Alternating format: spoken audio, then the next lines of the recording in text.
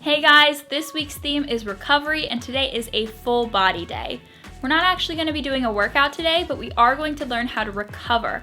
So we're going to learn how to foam roll and stretch and find tightness in our body. Even if it's not after a hard leg day or arm day, still some of our muscles might be tight even from just sleeping incorrectly. So let's break this down. All right guys, so for our full body day, we aren't gonna necessarily do any stretching or foam rolling as much as we are going to just recognize what needs stretched or what needs foam rolled. We have other videos that you can check out, either check out the foam rolling leg day or arm day, or even do stretchy Saturday to kind of address these tightnesses. These are just going to be the movements that you can do to recognize what's tight. First one that we're gonna do is going to be a deep squat. So Sarah's gonna demonstrate here for us.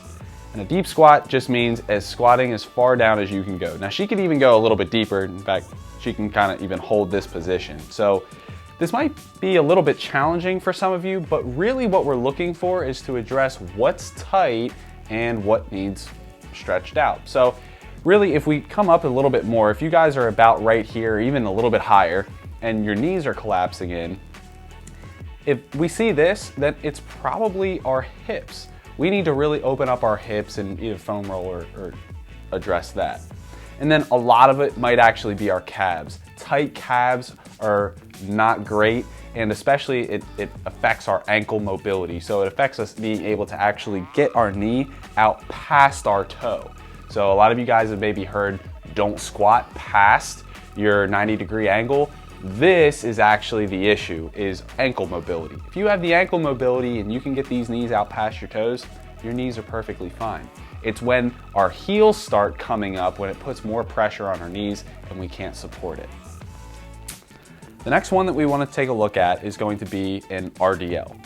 So just any sort of hinge forward, we want to keep a perfectly flat back and perfectly flat legs going down. So Sarah's just resting her hands right on her hips, or actually her thighs like that. So she's not rounding her back. Just by doing this, you can kind of figure, maybe your hamstrings are really tight. Or if your back's rounding, it could even be your core. If you really suck in and really emphasize your core and strengthening that, your back's gonna naturally flatten out. So just between a low or a deep squat and then also just this simple RDL, you can kind of figure out what needs foam rolled. And the last one we're gonna do is just go up against the wall, and we're just going to do a raise up overhead. So we wanna think about keeping our wrist up against the wall the entire time. So Sarah's gonna be really, really good at this. Some of you guys might be right about here, but that means that it could be that we're shrugging right here, or it could mean that our lats are very tight. Our lats and our shoulders work hand in hand.